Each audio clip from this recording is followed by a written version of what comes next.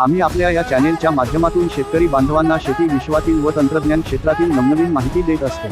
आपण अशाच माहितीसाठी चॅनेलला लाईक, शेअर आणि सबस्क्राईब करावे।